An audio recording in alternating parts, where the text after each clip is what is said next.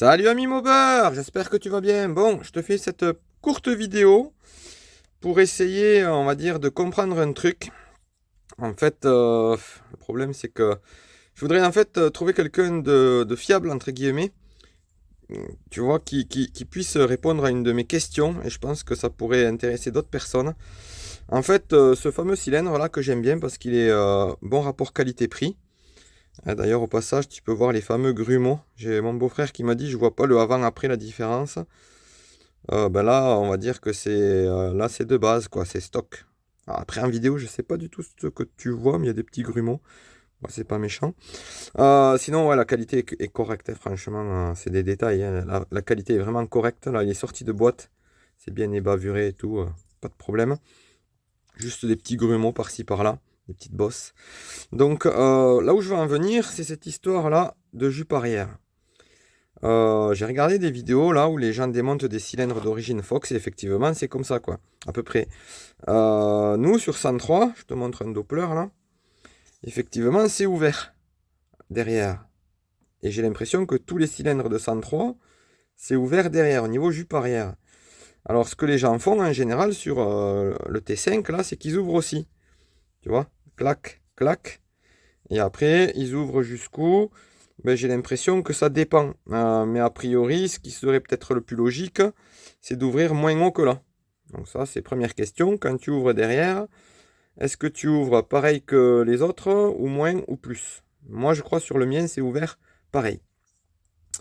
Donc je laisse de côté l'histoire appairage avec le transfert arrière d'origine, hein, c'est autre chose. Mais est-ce que c'est positif ou négatif d'ouvrir ici au niveau de la jupe arrière sur 103? Il y a même un gars qui m'a dit s'il faut, tu y perds à ouvrir. Bon, moi je pense que c'est lié aux carters Fox qui sont pas du tout les mêmes que les carters d'origine. Alors moi j'arrive pas trop à comprendre l'histoire, mais est-ce que quelqu'un pourrait nous confirmer, à moi et à toute la communauté en fait, de façon sûre que oui, sur 103 on est obligé d'ouvrir pour avoir un fonctionnement optimal ici? Ou est-ce que c'est une connerie? Donc, bon, moi, j'ai pas la réponse, hein.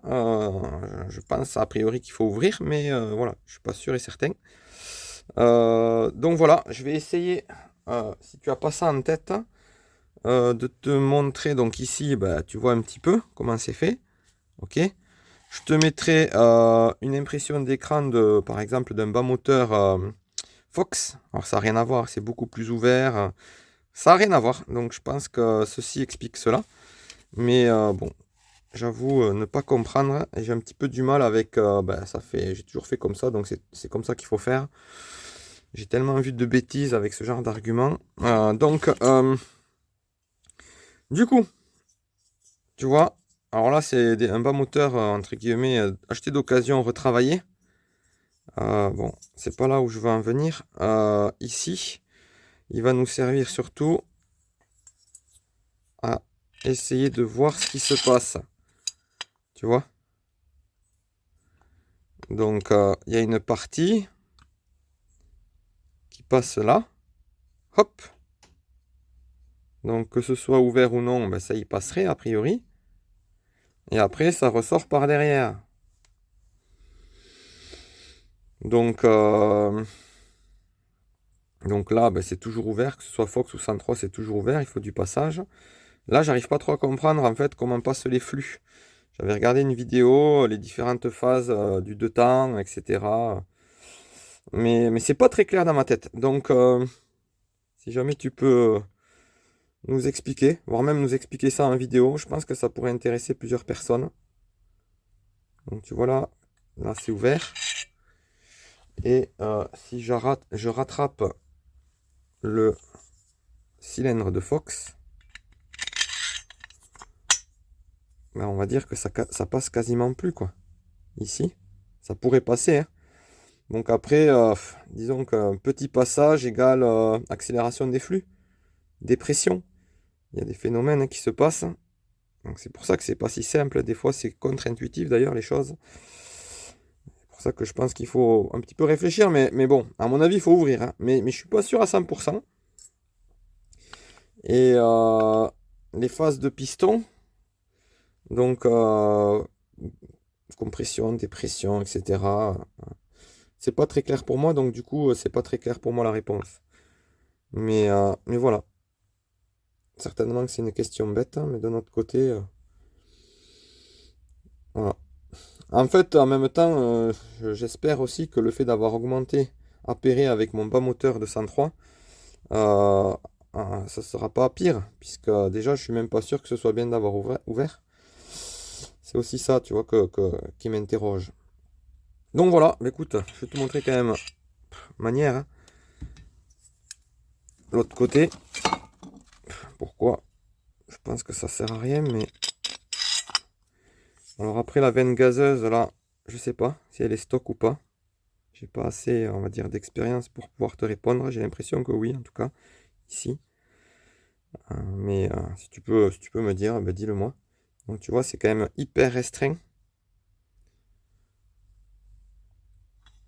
Et il y a un grand préparateur là qui m'avait dit, tu sais, c'est pas sûr que ce soit bien d'avoir ouvert au niveau de la jupe. D'un autre côté, il connaissait pas l'histoire, hein, mais il m'a dit, des fois tu ouvres, t'enlèves de la matière, c'est moins bien. Bon, ça c'est sûr. Donc voilà, tu vois. Là, quand c'est ouvert, par exemple le Doppler. Et est-ce que c'est utile, du coup, d'ouvrir jusqu'à la même hauteur que les autres? Tu vois, là, c'est moins ouvert.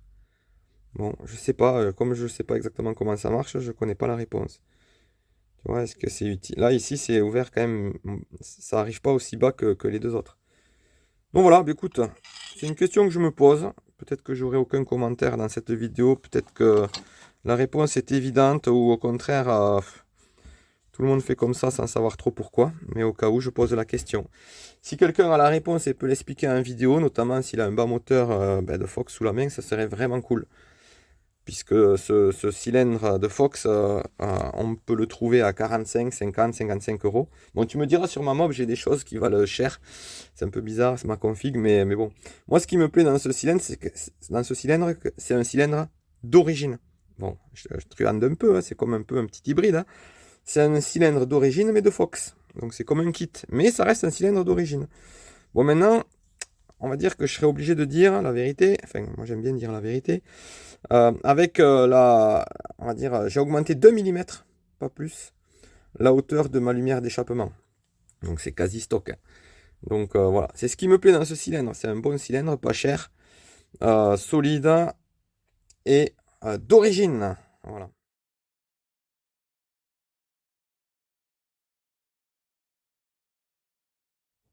Petit making of. En même temps, tu pourras observer ce magnifique cylindre qui coûte vraiment pas cher du tout, que tu trouves un peu partout. Ce serait vraiment cool que quelqu'un qui a un bon DC, un 103, voire un 103 relativement modeste, puisse tester ça, style le passer sans couper la jupe arrière, en coupant la jupe arrière et en appairant avec le transfert arrière. Ce serait vraiment cool de savoir ce que peut donner ce cylindre à pas cher, optimisé ou non d'ailleurs, puisque beaucoup font la modif, mais peut-être personne ou peu de personnes ont réellement testé, on va dire, l'intérêt de cette modif. Je pense à quelqu'un en particulier. Je t'enverrai d'ailleurs le lien de la vidéo. Je pense même faire un petit commentaire épinglé.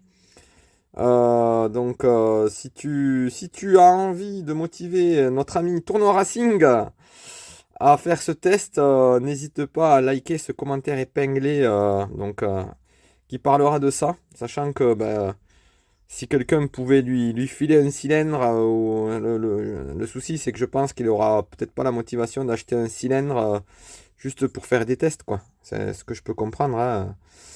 Moi, lui offrir, clairement, ça m'embête aussi. Mais bon, qui sait? Peut-être qu'un voisin, quelqu'un peut lui prêter le truc pour faire des tests.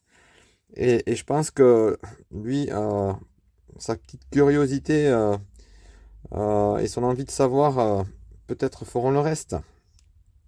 Donc voilà, on ne sait jamais. Si quelqu'un, peut-être quelqu'un d'autre, hein, a la possibilité de tester le avant-après sur banc, je pense que ça serait vraiment sympa. Parce que ce cylindre, pour le prix, hein, tu peux l'observer, pour le prix, et en plus là on est légal, hein, Euh, il est vraiment intéressant. Je sais pas, donc c'est du Ersal de base, hein. Ersal, ça fait, ça produit d'autres marques, hein, comme par exemple Doppler et bien d'autres. Et donc on a un Nicasil qui est vraiment correct, un moule qui est correct, tout est correct. Donc voilà, des diagrammes relativement bas. Il faut le caler à l'embase pour avoir quelque chose de correct. Bon voilà, je te laisse. Ciao, ciao.